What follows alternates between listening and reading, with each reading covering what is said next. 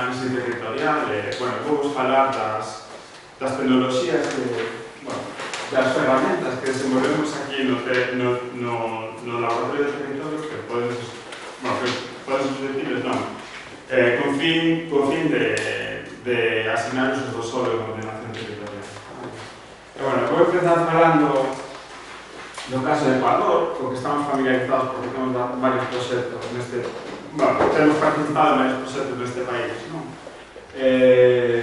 O caso de Ecuador, as dificultades que se encontran aquí para facer ordenación territorial podrían ser extrapolables a calquer outro país do mundo, incluso encontramos bastantes similitudes con Galicia, non? Teñen un territorio moi diverso e heteroxéneo, a población bastante dispersa, en algunhas áreas de migración teñen bastantes propietarios que están ausentes, non? O sea, que hai bastantes similitudes con Galicia en canto a dificultades a hora de facer ordenación territorial, non? No 2007, Ecuador faz o seu primeiro Plan Nacional do Bon Vivir e establecen as bases de ordenación territorial que logo se consolida na Constitución de 2008. Posteriormente, desenvolvense máis a través do Código Orgánico de Ordenación Territorial Autónoma descentralizados, donde se establece que teñen que facer planos de ordenación cantonal e urbanística. Veredes a palabra cantonal, en Ecuador os concellos chamanlles cantóns, falan dos planos municipales. Todo este aparato legal establece que os plans teñen que se facer nun ano.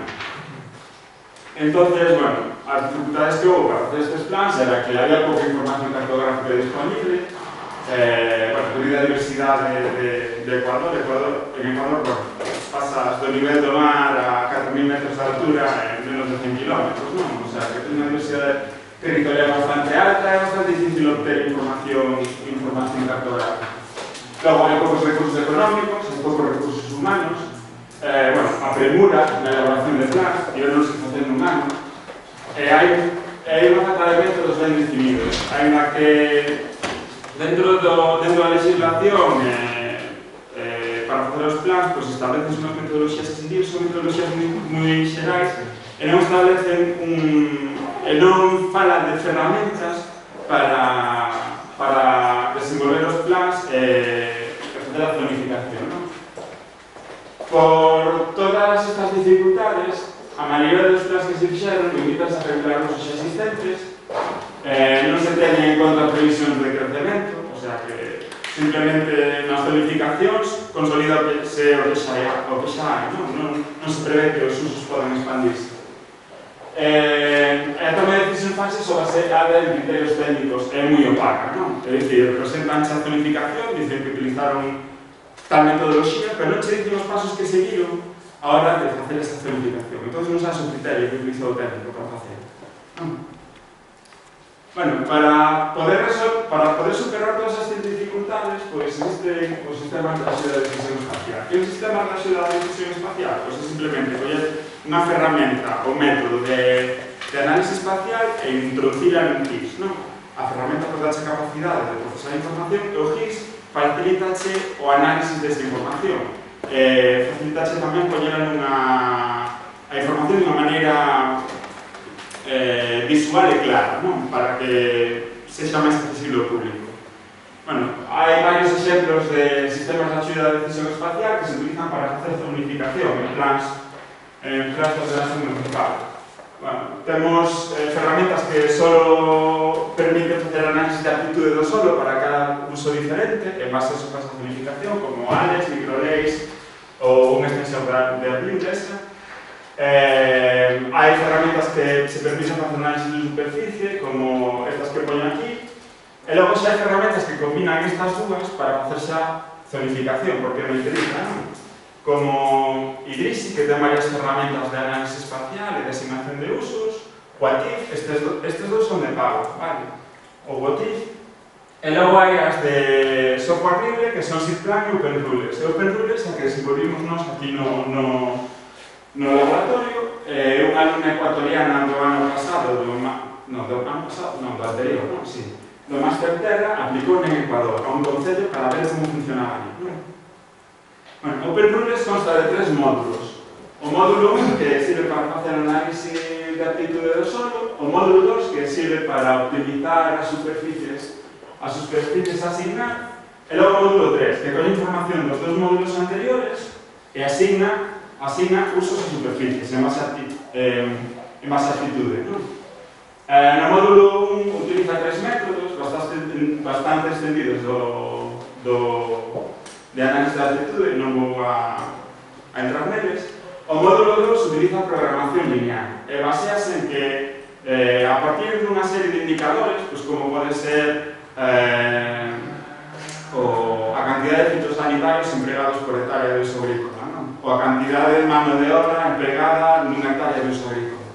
Bueno, utiliza todos esos indicadores para trazar os objetivos, en base a esos objetivos, optimizar esos objetivos mediante programación lineal para calcular superficies óptimas de cada uso de solo, ¿no?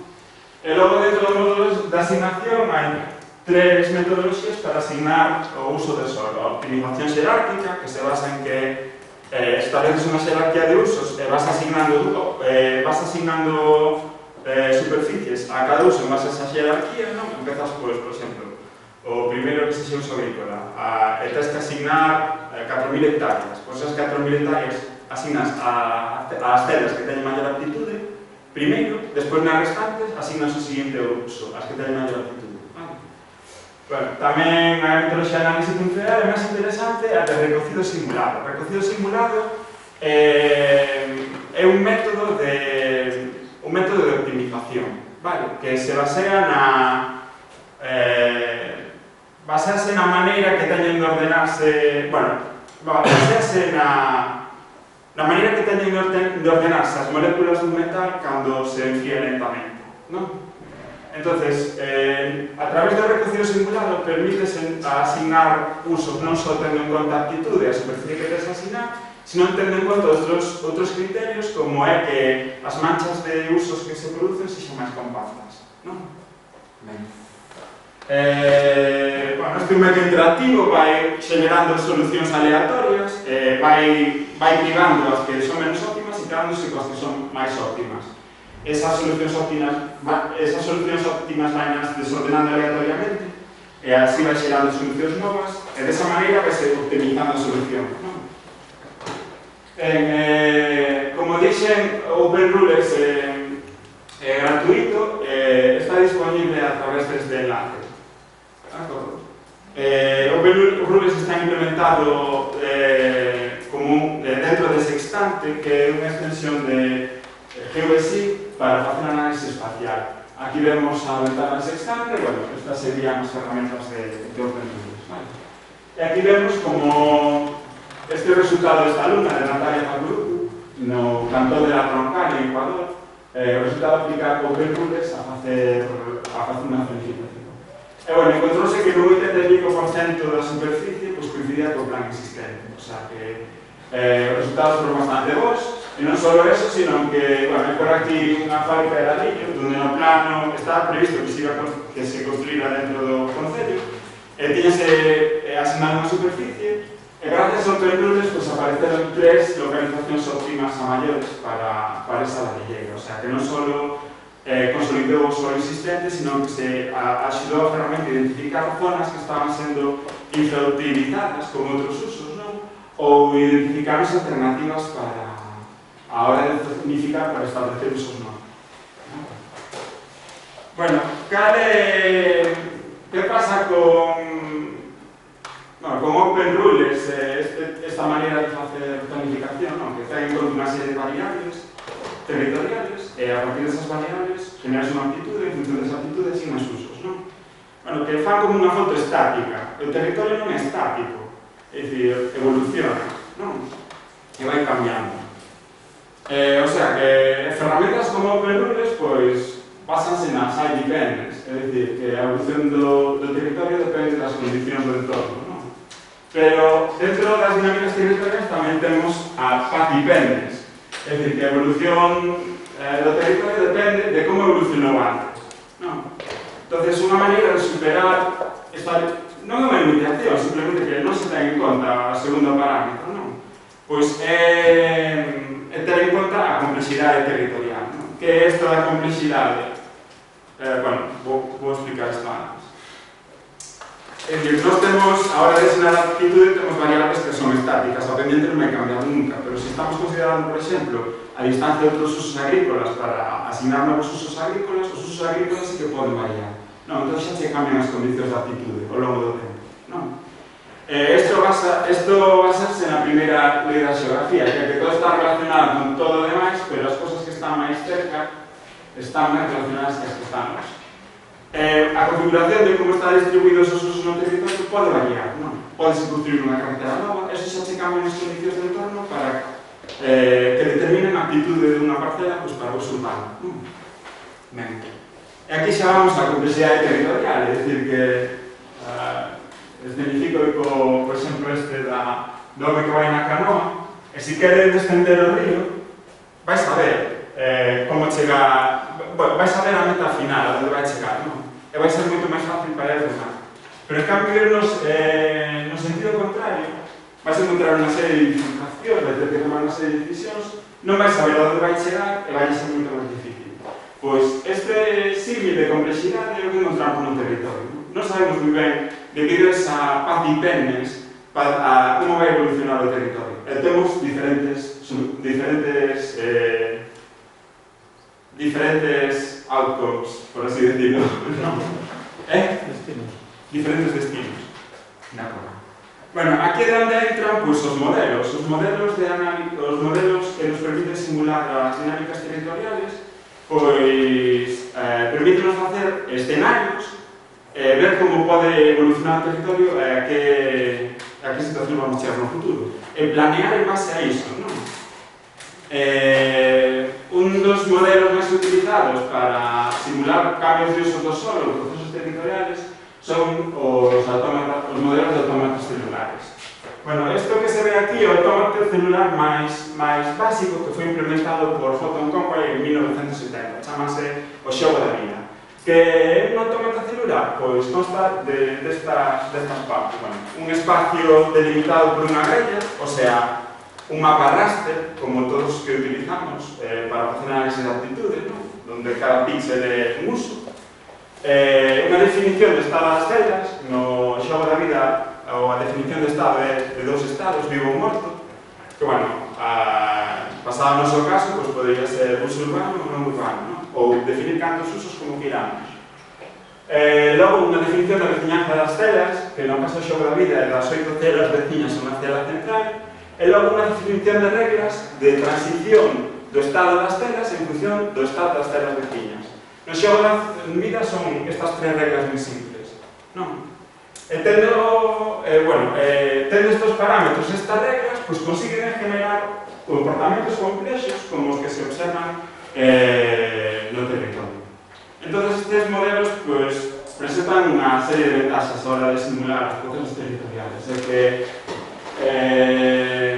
como son capaces de representar complexidade, tamén son capaces de representar a complexidade que hai no territorio. A partir de reglas moi sinxelas e moi fáciles de analizar. Logo son dinámicos e poden operar escalas de resolución. Operar en unha grella, facilitan o uso de datos raster obtidos mediante SIG e facilitan a integración dos ACL no SIG para crear sistemas de axuda de decisión. E tamén ofrecen resultados moi visuales e fáciles de interpretar pola serie. Bueno, o xogo da vida é moi simple, non nos permitiría recoller toda a complexidade que hai nun proceso de cambio de uso do solo. Por iso, o xogo da vida complícase, incluye 12 máis parámetros para poder representar con máis de maneira máis fidedigna os procesos territoriales. E, así chegamos ao modelo Simula, que desarrollamos dentro do territorio. Este non está disponible, de momento só está en código. Intentamos crear unha interfaz, pero por falta de persona que programase un pouco máis, por non se chegou a acabar. O modelo Simula basase no modelo desenvolto por White et al. Un modelo moito máis complexo e ten en conta moitos máis parámetros a hora de establecer a regla de transición, como, por exemplo, a aptitude do solo ou unha variable aleatoria, restriccións inercias de cada uso, non?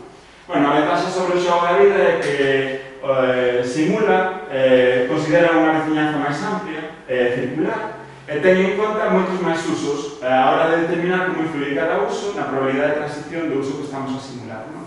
E non só ten en conta máis usos, sino que tamén en conta como influye en base á distancia da que se encontran hacia a central, non?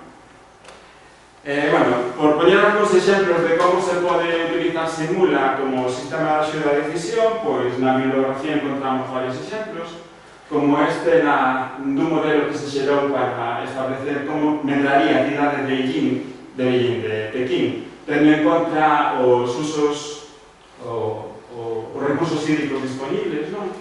Ou este modelo que se aplicou no sur de China, no delta do río da Perla, que é unha das zonas produtoras de arroz máis grandes de toda China, e que sufre bastantes problemas porque tamén unha das zonas está moi cerquinha de Hong Kong, non sei se viches falar alguna vez de Shenzhen, é unha das áreas metropolitanas máis grandes de China, que está experimentando un crecimiento moi grande. Utilizar un modelo de ACER para simular como podía crecer esta área metropolitana preservando a maior cantidade de suelo agrícola de alta altitude, non? Para que non se perdera. E, bueno, como se podía complementar Simula con OpenRules? Bueno, pois, a través de Simula podríamos generar, tendo en conta varias condicións de inicio, generar varios escenarios e sacar mapas de probabilidade de transición a cada uso en cada un deses escenarios. Esos mapas poderían ser cruzar con mapa de actitude. Así tamén se tería en conta como influiría a probabilidade de transición para cada uso pois na actitude do solo a ese uso. De acordo? Bueno, isto é todo. Moitas gracias pola vosa atención. Se hai alguna pregunta, creo que non temos moito tempo. Sí, que hai preguntas.